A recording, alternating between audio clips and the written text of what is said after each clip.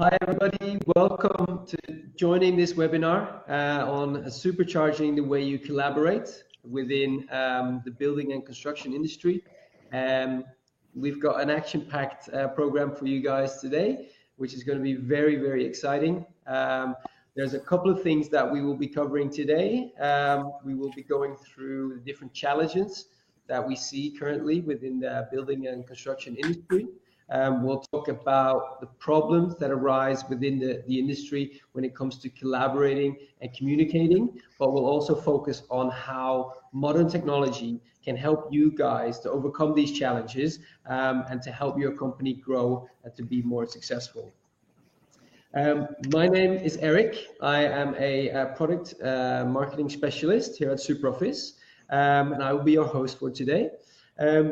SuperOffice is a CRM platform that is designed to help companies grow. It's a platform that is built on 30 plus years of experience, and we have a lot of customers within the building and construction industry, and we help them to collaborate and work together more efficiently. And with our solution, we can systemize and automate the entire construction process. There's over 450 companies working with SuperOffice today. As you can see, we've got two amazing guests with us today. Guys, why don't you guys introduce yourself quickly? Hans Olaf, I'll give you first go. So if you please tell us who you are, where you work, and a little bit about your experience within the construction industry. So, thank you. Thank you for inviting me to this webinar. I'm Hans. I've been working in this industry for 25, almost 30 years. I'm a mechanical engineer by trade, but for the last 15 years, I've been working in infrastructure and building industry. I worked more than 10 years for Autodesk, which is one of the leading providers of software for the industry. For the last 10 years, I've been working for one of the largest dealers in Europe when it comes to supplying large customers with software. Today, I have the position as a business development manager, and I work with our largest customer in order to see how we can make workflows go easier, and then related to BIM and VDC. BIM is building information modeling, and VDC is virtual design and construction. Exactly. Well, welcome, Hans. And you're already in on the building information model. We'll definitely be touching on that today, I feel. So we will get back to that later. Our second guest for today is Tim. Tim, please introduce yourself as well. Yes, welcome, everybody. My name is Tim. I'm from the Netherlands, working for a company called Tradion. We are a Microsoft partner. We do not focus ourselves on the CRM part of it, but we on the platform we focus on business productivity. So every part and bit of Microsoft 365, the most common productivity suite around, and I do service a lot of construction companies. So I'll get to work with the challenges every day, and I'll try to give you my point of view on some of the challenges they are facing and how we support it. Nice. Thank you for joining as well, Tim. All right, so for everybody joining today, if at any point you have a question, either in general or specifically for Hans or Tim, feel free to put them in the chat. And then we will gather them up, and at the end of this session, we'll have a bit of a Q&A session where we will go through these questions so that we can focus on these questions individually at the end of the session once we've gone through the whole process. Now, the agenda for today looks as following. We'll start with looking a little bit about, what are the main challenges within the building and construction industry today. There are some new challenges that have coming up, and Hans is going to tell us all about what he knows about these challenges, and also he will give us a little bit of a view of what the future will look like within the building and construction industry. Isn't that right, Hans? Yes, I'd be delighted to talk about that.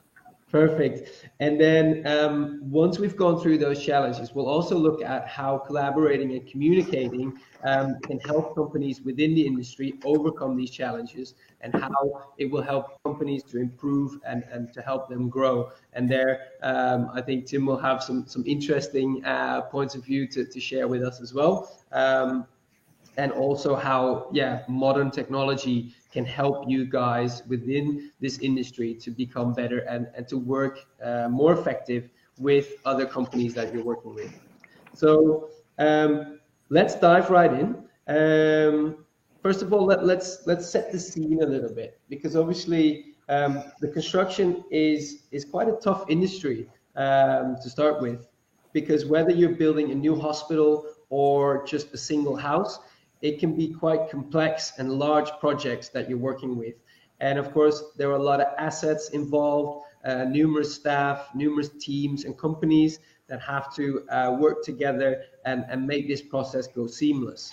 But what we have seen in the recent years is that there have been some new developments within the industry. We, of course, all know about the supply chain disruptions that have been happening. Most recently, of course, with the war in Ukraine disrupting the supply of steel that usually comes out of the Ukraine. There's a drastic increase of prices on certain products that are used to build new houses, new offices, etc. There are problems with labor shortages. It's quite hard to get good qualified people to work for you. New ways of building are arising. Customers have new needs and new demands when it comes to the way that's being built, but also the way companies are being run. And of course, Hans was already in on it a little bit. The building information model is becoming the standard, and not all companies have been able to change direction to follow this model. So Hans, for you, the first question for today, what do you think is currently the biggest challenge for companies within the building and construction industry, and why do you feel that this is the biggest challenge for them? Well, I think people need to understand that the world is in 3D. I mean, you can't make decisions without discussion the problems or the workflows around a 3D model.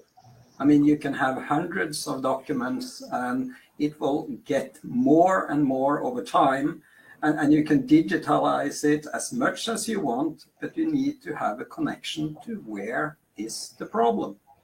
And when you're going to build something, you also need to understand how things fit together. All these stakeholders on the building site need to understand what they're going to do together, how they're going to build it together. And all is connected to a model, a BIM model, a representation of what you're going to make or build. So this is BIM in general, that most architects and most engineers are today working in 3D. And then it's about using that model on the building site, on the construction company's terms. Because today the engineers and the architects are making great models in 3D, but you need to adapt that model to the building site in order to save the big money. Because the big money is in over the sizing budgets or making mistakes on the building site or even maintenance of the building. So during a building's life cycle, you will have a lot of spending, you will have a lot of CO2 emissions. And in order to reduce that, reduce cost and reduce errors, you can save up to 40% during a building's life cycle. And that's a lot of money. And that's why big governmental demands are coming up in the UK or Norway or Sweden or all over Europe, the governments are requiring BIM because they see it's such a large saving potential. But they need to start using the 3D model through the whole life cycle of a building. And that's the challenge. Yeah. And Hans, from your experience, to what degree have companies and governments already adopted the BIM model in the different countries around Europe? So in Norway, the Statsbygg, that's the governmental building order, was really early putting out requirements or demands. And they got in cooperation with the hospital authorities, defense buildings. So when you have both military, defense buildings, governmental buildings, and hospital authorities going together and say, we need 3D models, then the whole market are changing faster. So we have come a long way in Norway when it comes to using a 3D model. It's not in any way perfect, but we have more detailed models than anybody else. That means you can have a good facade from the architect, a good 3D model, but you only have one discipline. In Norway, we are using all disciplines. That means that you have the architect, you have the structure engineer, you have the HVAC, ventilation, piping, electrical, and even fire. Or you have 6 or 7 different disciplines producing different 3D models so that we can have a real digital twin in the end. Yeah, and Hans, you're already in on some of the advantages of working from that 3D model when everyone can access that same model in one place. But if you could summarize it one more time, like what do you see as the biggest benefits of this new way of working, and in what period of time or on what time scale do you see that you feel that everyone within this industry has to conform to the 3D model? Well, the requirements from the governments around Europe, at least, is saying you need to relate to a 3D model. You need to have BIM requirements. So in the starting thing, you can't get around 3D. You need to relate yourself to a 3D model. That's what you need to do. And then you can't have everything perfect. But if you start with a 3D model, just a simple task, like you having apartments, 200 apartments, that's not a big project. And you're a plumber. Every apartment have maybe 2 bathrooms. And then you're going to do something. Where are you going to go? You have 200 apartments, 400 bathrooms. Where am I going to go? Just to be able to take that model up on your iPhone and to be able to go into the right department in the right floor, it would save you a lot of money. And then we've not been talking about the plan, who's going in first, second, and third, and how to build that things or quantities or anything like that. Just to be able to understand where you're going will save you a lot of time. And if you can check out that before you go to the building site, will save you a lot of time going back and forward to your office to get parts you forgot, right? If you can relate yourself to the 3D model, you will probably save a lot of time going back and forth to your office, getting things that you forgot or didn't understand that you had to do or whatever you're missing. Yeah. So that's the simplest way of using a 3D model on the building site. Yeah, and Hans, what you're saying now as well, it kind of sounds as well like that certain companies, for example, you mentioned the plumbers, they would potentially already be able to make all the pipes and everything in the right size before they actually get to the building site, rather than making everything fit on site and customizing it there. Is that correct? Yes, I mean, then we're talking about VDC and the professors or skilled people in the university, and they can say that everything you can do not on the building site, everything you can sort of set up at home, build at home, will be profitable. I mean, to stand on the building site with muds up all over your feet, and it's raining and all that. It's self-explaining. If you can make things, not pre-make things, and send it to the building site, it will go much faster putting up the building with much less errors.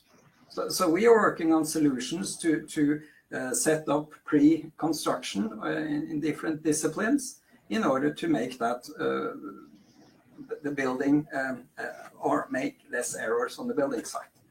So yeah. Exactly. And potentially, what kind of a benefit can have this financially for building companies? Like, how much time or money are we talking about that can be saved when people start working according to this model? Do you have an overview of that as well? I mean, the Harvard guys, they say that you can save up to 40% of the total cost. And that is an enormous amount of money. I mean, to build a hospital costs maybe $300 million or 300 million euros, and to maintain it for another 20 years, we cost you billions of euros. And in order to save 40%, that sounds like science fiction. But the building, the governmental building owner in Norway, they have a target of saving 30%. So they reduced it by 10%. But that's over the whole building's lifetime. But then you need to go dig down to the different stakeholders. I mean, how much will the architect save? How much will the engineering save? How much will the construction company save? Maybe they don't want to save anything because they will make extra money on the errors, basically. But the big saving will happen with the building owner, the guy that are paying for everything. And that's why if it's the government, they will have requirements and force the whole workflow to use a BIM model because there are so much saving. But for even a small company, like we are selling CAD systems to small plumbers because they see that they can sit in the office, they can make the whole plumbing system digitally, they can bring the right parts to the building site, and they can save all this time going back and forward and reduce waste by having the right parts and not bring too much to the building site. Yeah, exactly. And Hans, one thing that I find interesting as well is like, how do you see the future of the building and construction industry in the next 4 to 5 years? Like, how big is the potential there for companies that work within this industry? So it all relates to a 3D model. You have good systems today regarding handling loads of documents, but you need to connect the documents to the 3D model. So what we see is that there are more buildings already built than are in construction, of course. I mean, people are using 3D scanners to document the building that's already built because they will be rehabilitated at one point. People are using 3D scanning to monitor the building site, see where are the waste, how much did we do the last 24 hours? How is this progress going? So it all relates to a 3D model. If it's a new building, you need to take the model from the architect, from the engineers, use it as good as you can on the level that the model is. You can always use the model in some sort of level and save a lot of money. But at the end, you will see real digital twins, because in order to make a change to a digital model, it's a right mouse click and you move a column or move a window or move a door. But you can't do that if it's already built. Then it's extremely costly to make those changes. So you want to make all changes, be in sync with the building owner or whoever paying for this, and then you're going to build it and have less errors on the building site and more happy sort of building owner, where if it's a small house or big hospital, doesn't matter. Yeah. You handle this through a process. There's always a process, and to have the 3D model as a center of everything is key to make this successful and with less errors. Yeah, exactly. So to summarize, Hans, I think it's fair to say that whether we're talking about constructing a completely new building or rehabilitating an existing building, in the future, everything will be done from a 3D model that is online and available. Now, Tim, you are more of a specialist when it comes to technology to help people work together more efficiently and collaborate and communicate better. How do you see that in today's market? How far have we gotten to be able to connect these 3D models to productivity tools like Microsoft is providing and SuperOffice with our CRM package? What's your view on that? I will say all projects in Norway, they are now using cloud services. So Yeah. one thing is that you are building a 3D model and that's on the desktop. Then you need to publish this model in some sort of cloud service so that all stakeholders can have access to that model. So you have one single truth in the cloud where everybody can relate to. So they will relate to the latest version. Exactly. Back in the old days, you got new revisions of drawings or whatever, and you were always handling, is this the right revision? And you were doing great mistakes because you were not. But if you have a live model in the cloud during the whole building process, and even take that model for maintenance going further, you will be able to reduce cost also in the maintenance, and that's a huge cost for a building owner to be able to understand what floor has carpet, what floor has not. Yeah. Do I need to clean this meeting room? No, I don't, because it hasn't been used the last week. I mean, there's a lot of maintenance problems that can be served with sensors connected in a 3D model, and to have the maintenance cost reduced. And bottom line, it's the building owner that are paying for the buildings, and they will be interested in saving that model, saving us money, but they need a 3D model to relate to. And then you need to connect all the documents that you already have today to the right place. Yeah, exactly. So if I'm looking to change a window or a light or whatever, I can click on the object inside the 3D model, and I will have access to all the documents. So I will know exactly what window or what lamp or whatever. Doesn't matter which lamp I click on, but I will know what floor, what room, what it is. Yeah. How I can replace it by just clicking on it. You can't search in an old document, memory stick or CD to find the right documents. That's a lot of waste of time. But if you have a 3D model that represents your house, you will just go into the room that are applicable and just point on whatever you want to change or move. Yeah. Yeah, exactly. Tim, you're more of a specialist, like on the floor with construction companies. From your experience, how far are construction companies today when it comes to implementing 3D models and starting using that with other solutions that they're using? Well, regarding to communication, security, collaborating together internally in a single company, construction companies are some are very, very traditional and some are very progressional, there's also nothing in between. So we do pick up a lot of companies that are pretty traditional, and we have to learn them how to collaborate with multiple partners within a project, and every partner has different. Every project has different partners throughout a year. So then you have a few challenges, and the most common are communication. How do we communicate together?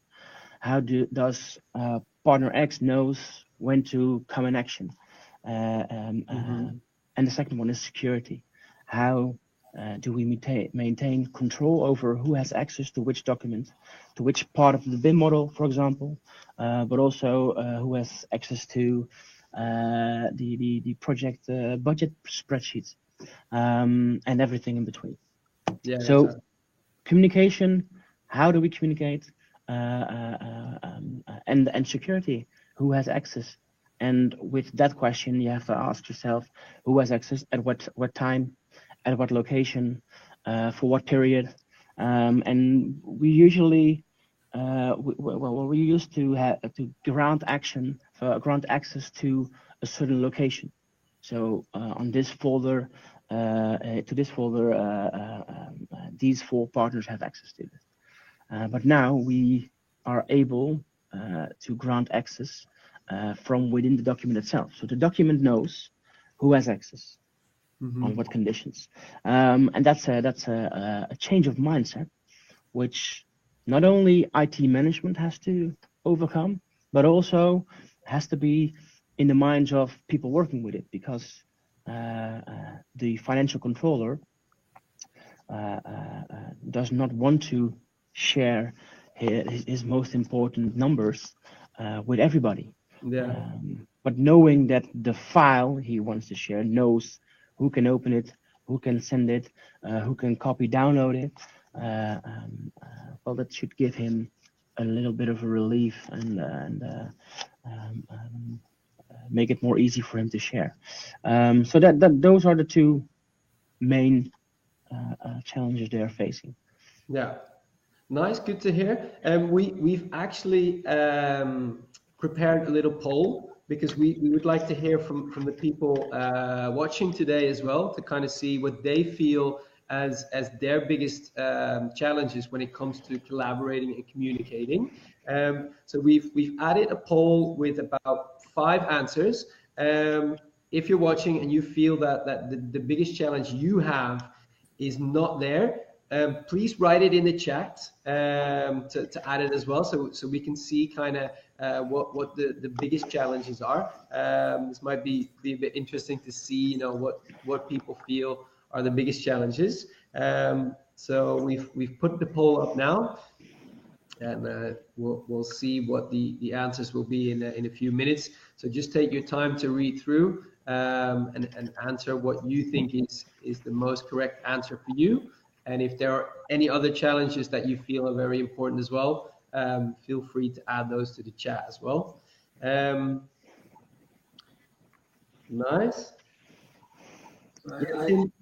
Sorry, yeah? No, I see the questions, and they are very relevant, and I can comment on all of them, basically. Yeah, nice. Tim, I had one more question for you, because one of the issues, we haven't got that in the poll, but you were in on that a little bit already, when it comes to security.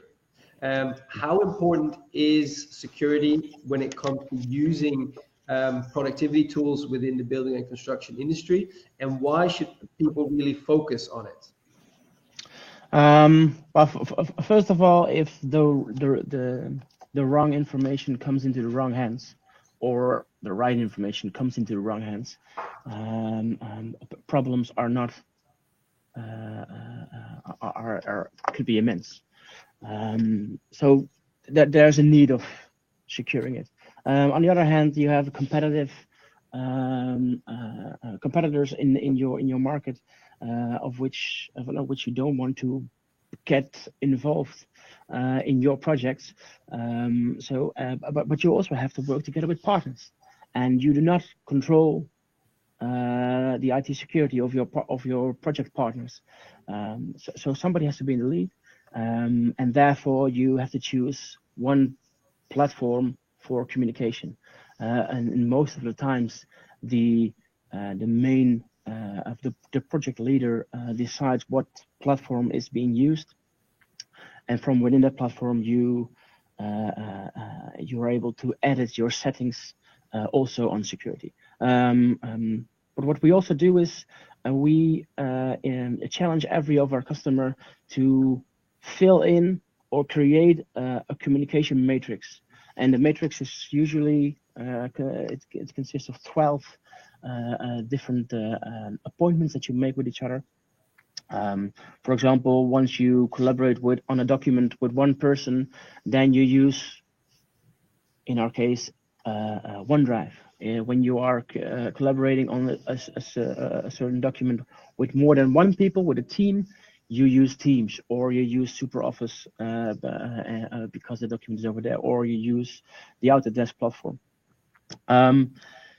Having that and communicating that matrix with everybody involved in the project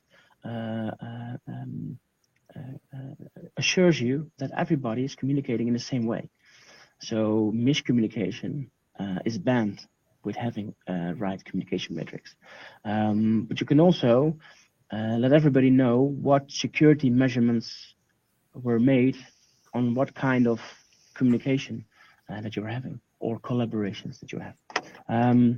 So having that in place, deciding or putting it in place in front of the project will help you throughout the project to be able to share even better and even faster.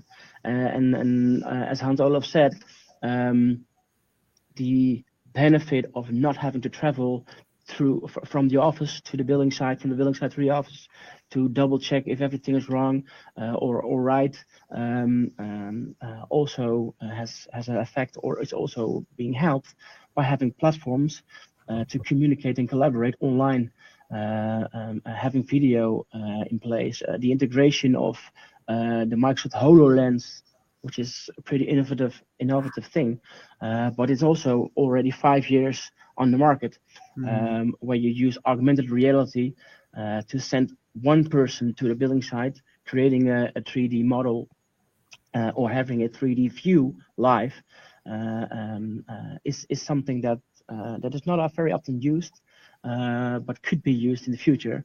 And Teams is providing a platform. Oh, I see it, Hans Olaf. You probably have been working with HoloLens or augmented reality. I have been working with all of them. The first version of HoloLens didn't work because the model got out of sync. Yeah. So we could easily set it up so that you could stand on the building site with the HoloLens and see where the pipe goes through the wall, because it's moved. It wasn't accurate enough. But HoloLens 2 was much better. But still, it's a big helmet to have on the building site. But it is a future to be able to see where the pipe goes through the wall and to make that hole. I mean, in pre-construction, you will probably want to make those holes if they're bigger than, let's say, 5 inches. You want to pre-make those holes. But if they are less than, let's say, 3 inches, you might be able to make them on the building site. That's a discussion you have when it comes to collision control between those two disciplines. But anyway, I think regarding safety of documents, you always need to be thorough when it comes to what are we publishing. The main error is about human errors. I mean, if there are confidential information, you need to not publish it on the web. It's as easy as that. When it comes to a normal building, it's not much confidential information, really. It's standard parts bought in the closest shop, basically. And when it comes to a digital model in a cloud service, of course, you will have access to upload, download, but I will say that you shouldn't download too much, because the single truth should be in the cloud. So you have no need to download, because all the information will be there. You will look at it live as it is, as built. You shouldn't download it and change it, because then it's not up to date, right? Yes. You upload a new document with a new version, of course, but downloading is old stuff, basically. Yes. Yeah. But Hans Olaf, the moment you download something, it's already old. It might have already changed. And it creates its own version on a different location. But there are solutions like data loss prevention and information protection, which I just said, is that you are able to control, if you give control to the file itself or the location itself, so the link that you share knows who might open it, and it happened to everybody. I'm sure of it. I just sent an email to my colleague John, and 2 days later, I want to send an email with an offer to a customer named John. I type John, and Outlook fills the address, and I send the wrong email to the wrong person. And I can say, "Oh, I'm sorry, I just typed the wrong address." That's correct. Yes. I totally agree. Yes, but at that moment, there's a data leakage, and regarding the regulations of these days, you have to do a how do I say it? You have to report it. And none of the when you are emailing it to the wrong person with the wrong, for example, when it's a competitor, that the problems are even bigger. And data loss prevention and information protection can prevent these kind of mistakes. And as Hans already said, the biggest problem with sharing the wrong information with the wrong people is between the keyboard and the chair, and it's the person itself. And that is the thing that you can take care of using these techniques, and that they are in the platform. They are within the not the cheapest, but the most common suite of Microsoft 365. But a lot of companies don't know they exist, and they do not have them in place.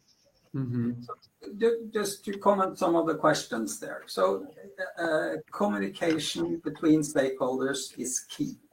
And to mix communication in your standard email, that makes a mess. I mean, if you are a project leader and have more than one project, you'll get hundreds of mails, and that's not efficient. That's why you need to keep the communication around the issue exactly where it belongs in the model. That means that you have something what we call a BCF server. That means that you have a model in the cloud where you have records of all issues. And those issues are connected to the right room, to the right object, so that you will contain the history, who said what and when they said it. Everything is stored in the cloud, so you can go back and see why we did it and how we did it. So you need to distinguish between sort of if you have confidential information that you have on your email or communication that way, and the not sort of confidential information, but it's related to the building and who's doing what when. That's why it's important to move the right discussion to the right place in the model. And then, of course, you need a 3D model.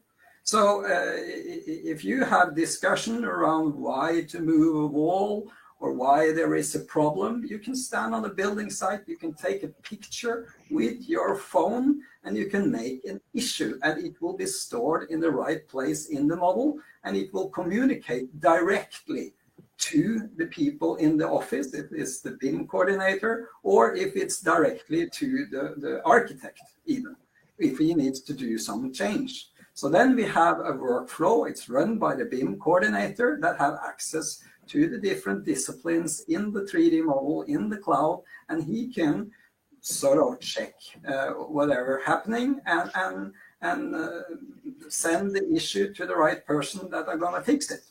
Whether that is a new guy going out to the building site to change something, or if it's the engineers that need to make some changes to the drawing.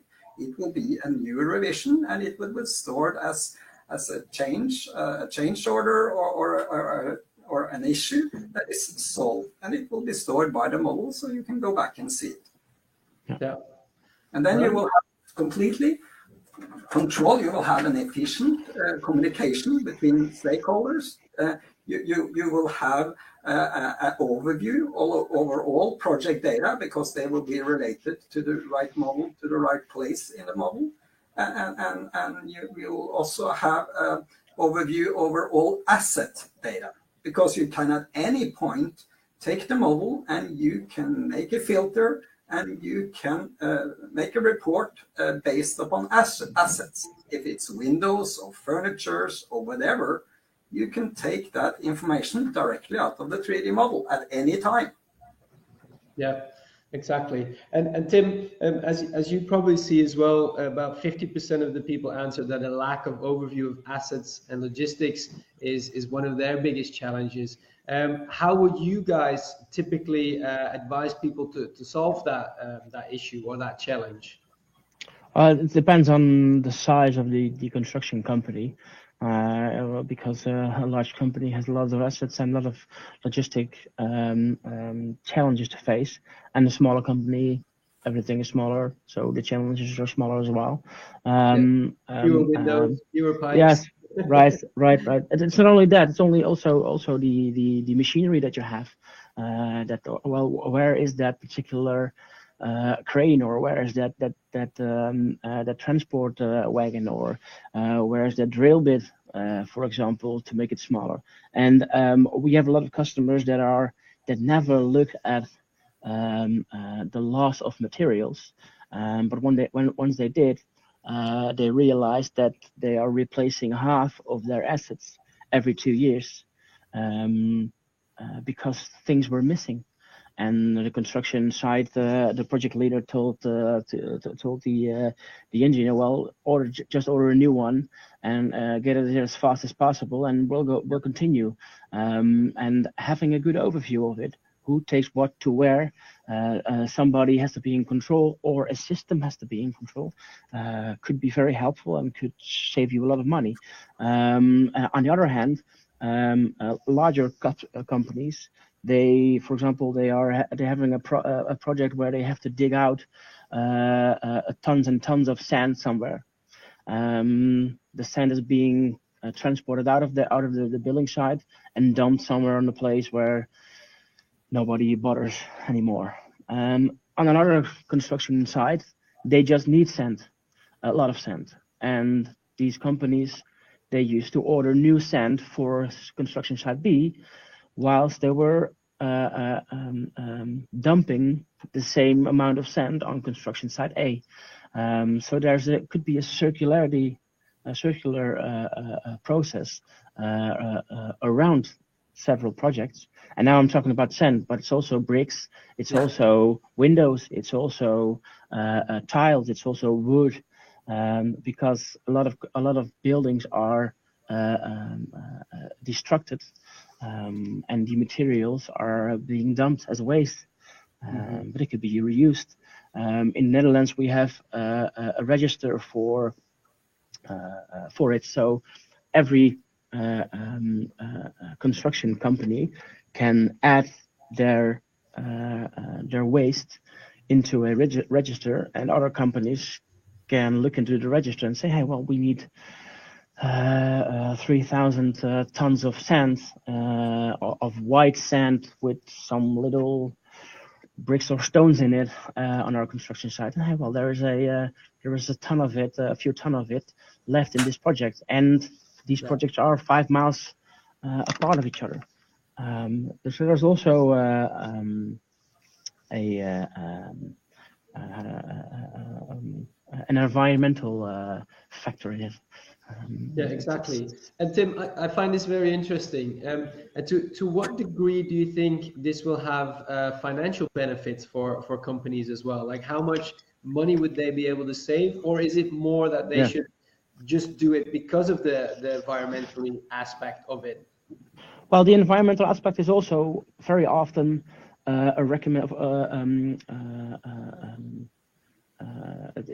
it's a need to have in some projects.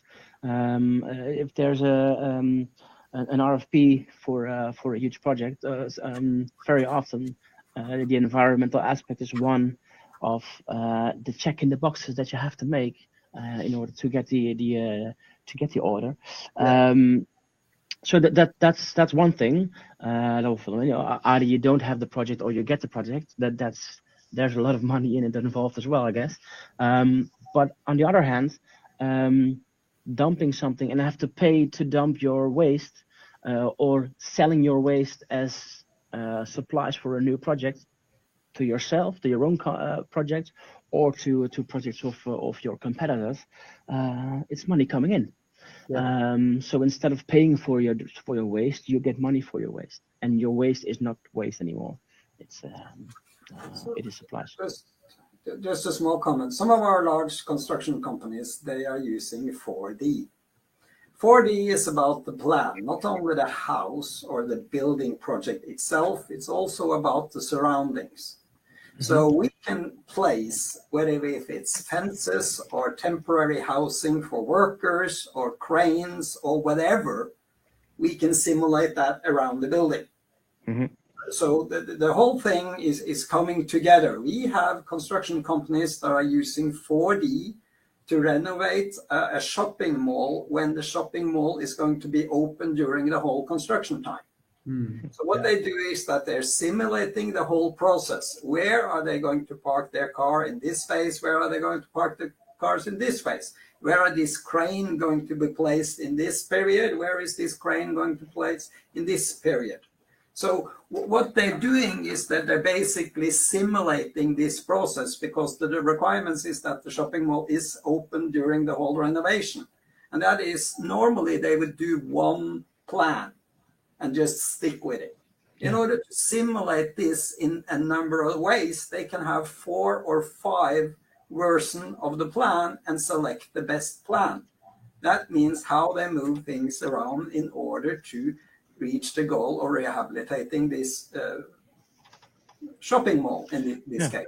But this large customer of ours, they're using 4D in every project, and they're also connecting it to a cloud service, so that everybody will know exactly when they're going to be there. Because a 3D model will maybe be very detailed, all assets and everything. But if you connect it to a Gantt diagram, to a plan, whether it's Microsoft Project or Primavera or some of the large one, or you even have a specialized system like Bentley Synchro, which we are supplying, you can simulate that process as well. And that's a lot of savings in it as it is, because this is VDC, that's virtual design and construction.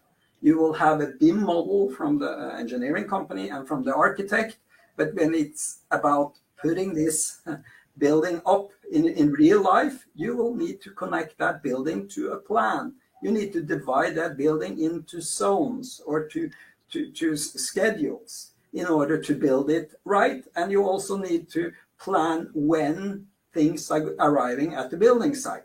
For example, you can't have all the doors for 5th floor coming in at the beginning of the project where you're only building 1st floor, right?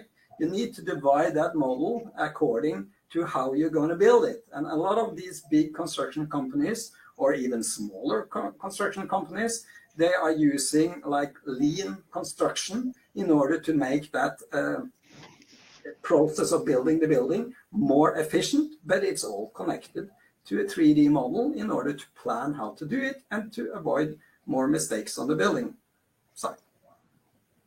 Yeah. Tim, did you want to add anything more to that? No, well, and I was just wondering, I have a question for Hans Olof, because when you put everything into a BIM model, and BIM modeling is being used a few years now, am I right? Yeah, well, I can't imagine that buildings built according to the BIM model and everything around it are being destructed right away now as we speak. I don't think it is. That the life cycle of a building is usually 10 to even 100 or 150 years. So the first company built, the first building built by the BIM model will be destructed at least over 10 to 20 years. But I can imagine that it can be very handy, very useful to hand over the BIM model for that company to the destruction company, so that they can I'm going to use Lego. When I build a Lego house, I can dump it right away, and I can smash it and everything's broken, and I throw the pieces back into the box. But for the BIM model, you can use every Lego brick again if you put them out. Yes. we have projects like that where you actually want to reuse old building materials like windows, of course. We have projects like that. One of my largest customers, Norconsult, they have a big project like that in Sweden. But I think it's also important to understand that there are so many workflows that you can make better. Yeah, you can't do everything at once. There will be always things to do. But it's important to sort of identify the largest bottlenecks and start there. It's better to have one workflow going from start to the end, and you make that happen without big losses, and then you can add more of them, because you can't sort of handle everything at once. Then you will not complete the project. Well, I think that the conclusion of all of it is that modern building and construction is about digitalization, and my kids have a book. It's a real example, but my kids have a book with a search picture. A lot of people, persons, cars, animals, and they have to search for certain bits of the picture. And when they have to search for the constructor, the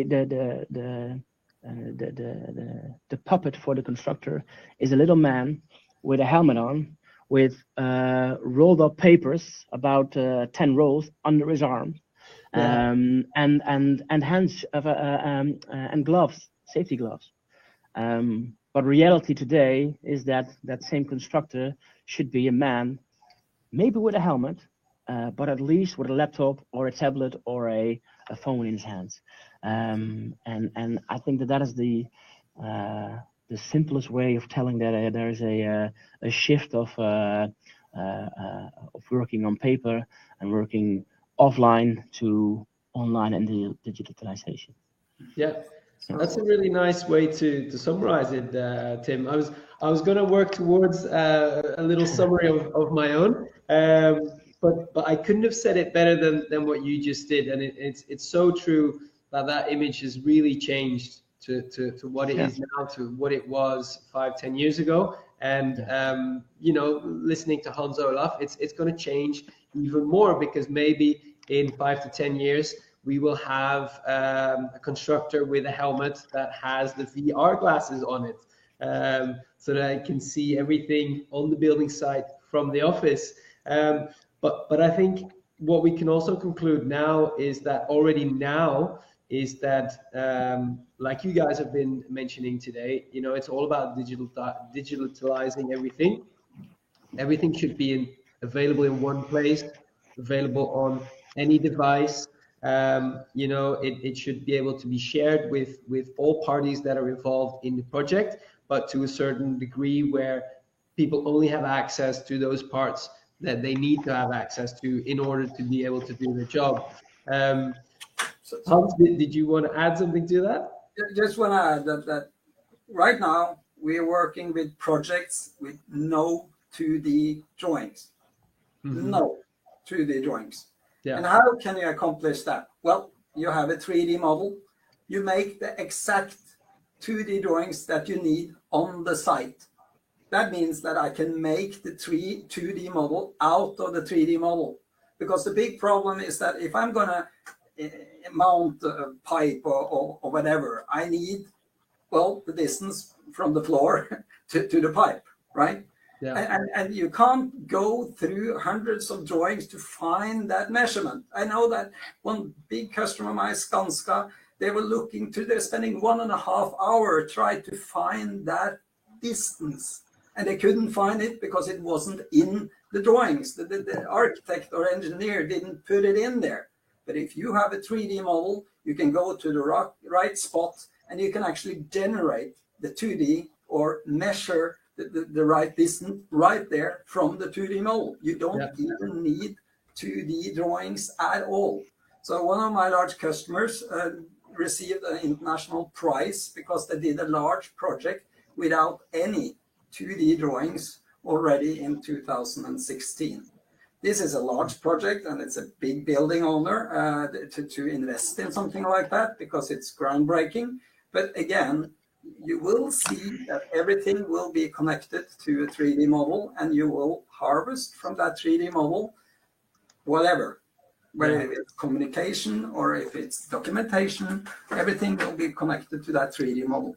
So it's just start using the model in some way, whether if it's checklists or if it's quantities or communication or whatever. It all starts with a common view on the situation, and then you need to look at whatever everybody else is looking at, and that needs. Well, it's also for every construction company. It's a matter of keeping your eyes open, looking at what innovations and what techniques, digital techniques, are available in order to have any right of existence anymore. Because if you do not use BIM models at this time, then your right of existence is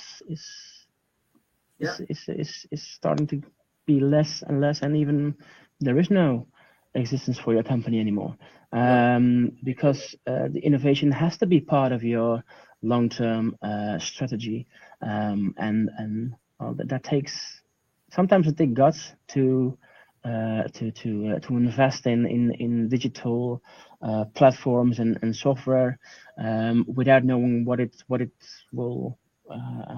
the benefits are. But I think that in these cases, like BIM modeling, have a good communication platform, have security in place, augmented reality, a long-term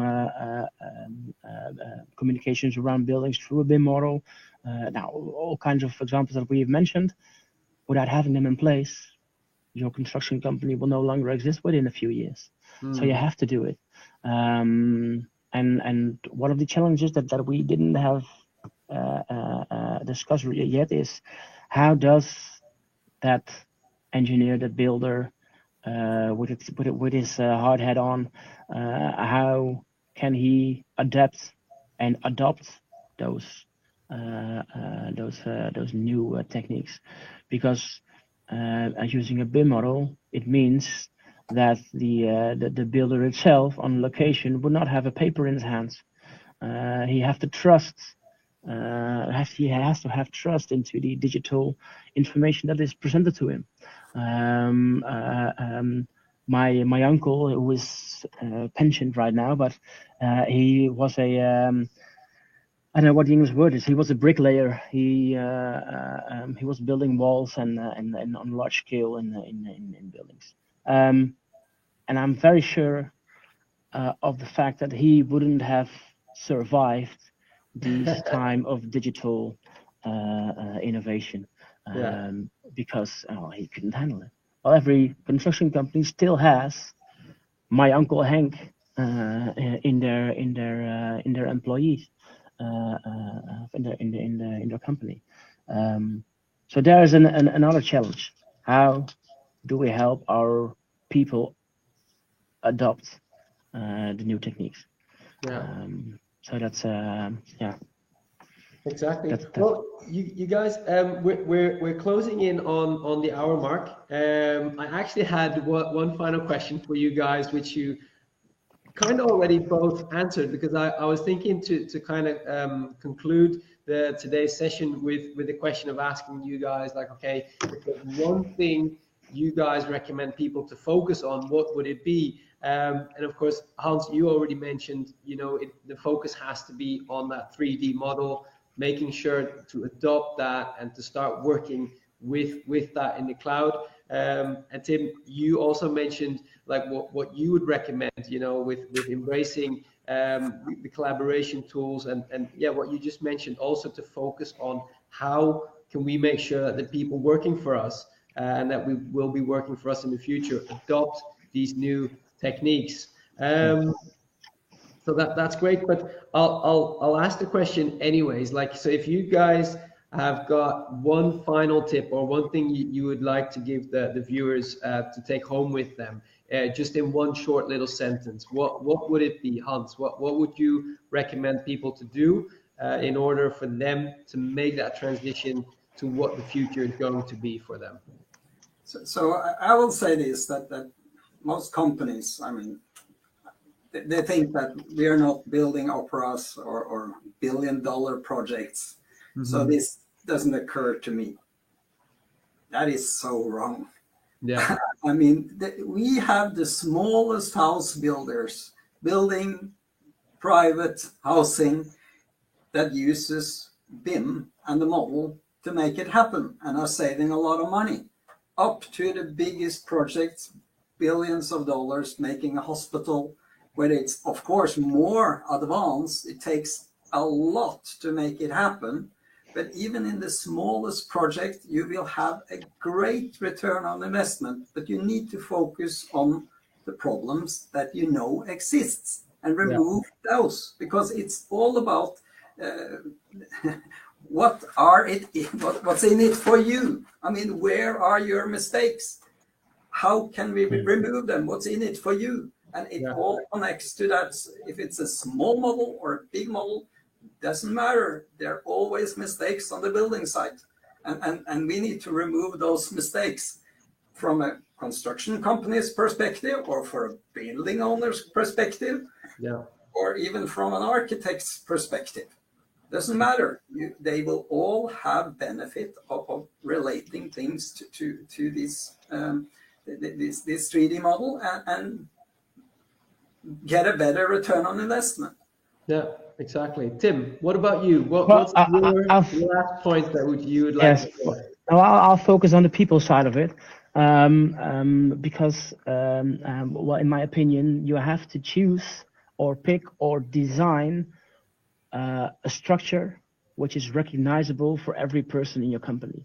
So the first digital change that you are going to make as a company has to be done through a structured process.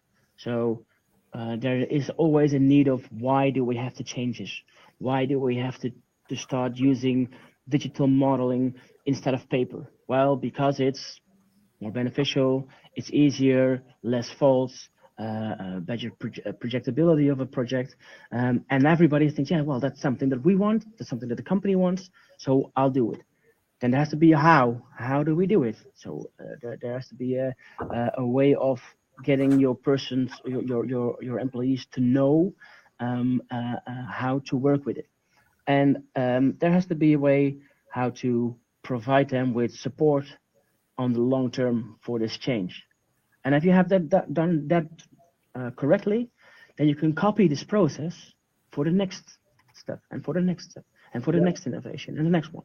And the first two big changes, that they will be very challenging. You'll have to put every energy you have in it. But once you do it throughout the structure, you can copy the structure. And then the third, the fourth, the fifth, the 20th, the 30th big change, that will, I won't say it would be a piece of cake, but your people will recognize the structure. And their biggest fear of another change coming into their way of working, or something I've done 20 years of my career the same way, has to change right away today. Well, I won't do it. I won't do it. But the last 4 times we used the same structure. Well, it worked for me. What it told me that worked. It was true. So, well, I'm very confident in using it and start changing it right now because it worked in the past. Well, if you can achieve that, then your company is change ready, is change capable, and I think that is the one of the most important, one of the most valuable things to have as a company. Yeah. Thank you, Tim. I'm thinking if anyone has some questions now, let's put them in the chat so that we can go through them. And while you guys take the time to write your message, we'll have a quick look at a short little video that we have from SuperOffice. And then when we get back, we will look if there are any questions for Hans or Tim, or any questions in general, and then we'll cover those, and then we'll wrap it up for today's. So it's a short little video, about 50 seconds. So please take your time to add any questions that you have. Thank you.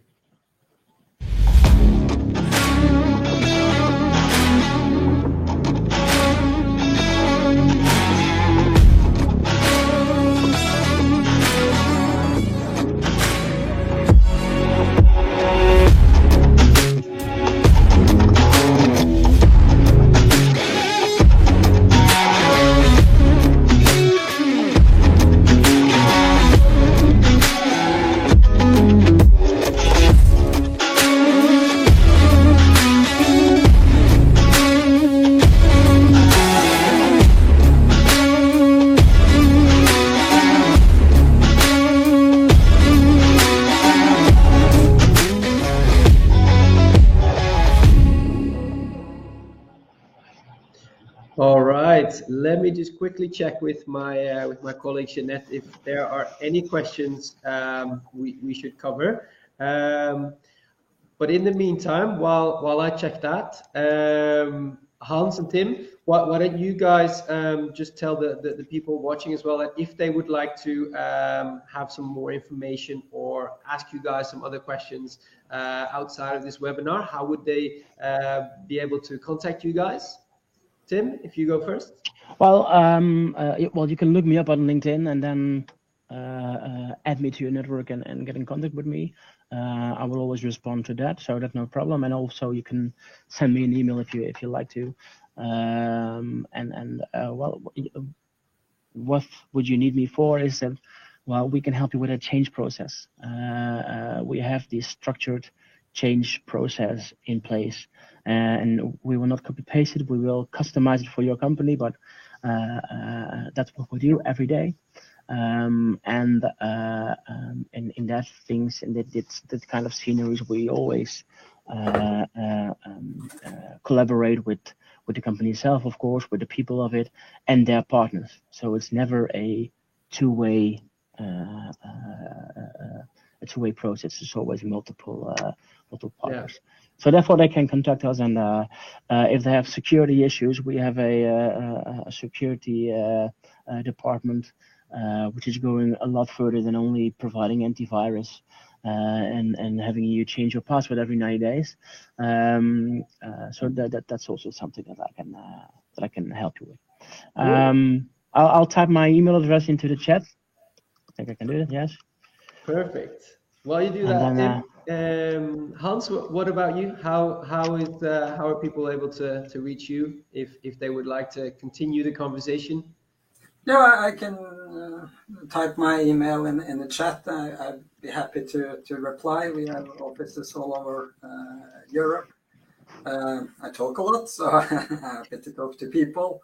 I've done presentations for internationally for many large players. So I'm happy to follow up, and I can show you. I mean, we have large models, everything from small housing to airports and hospitals, where it's an extreme high level of detail when it comes to models. It doesn't have to be that high level of detail, as I said before. Mm-hmm. Start with simple communication, start with get rid of simple bottlenecks and problems. Just don't do the same mistake over and over again. I mean, try to reduce the mistakes you are doing, because everybody's doing mistakes. It's always mistakes in the building industry. And we're trying to reduce that. And bottom line, you will have the requirement to work more in a 3D way. And so you better start right away.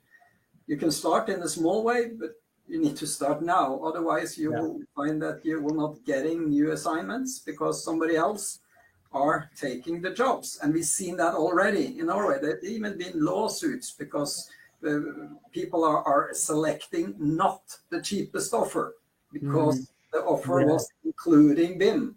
So, of course, governmental requirements is that you have to select the cheapest offer. But they are selecting not the cheapest offer because that was an offer including BIM model and BIM workflow. So exactly. You have to start working with this. Yeah. I checked with Jeanette. You guys have been so clear with all your explanations and everything you guys have been sharing with us that there are no follow-up questions for us. So with that, all that's left for me is to thank you, Hans Olav, and you, Tim, both of you. Thank you so much for coming on today's webinar, sharing your experience and your knowledge with us today. I think it was very interesting to hear both your views, and it was nice to see that you guys, pretty much came to the same conclusion. So I hope that everyone watching found it very interesting as well. Thank you for watching, and have a great day. Yes, you too.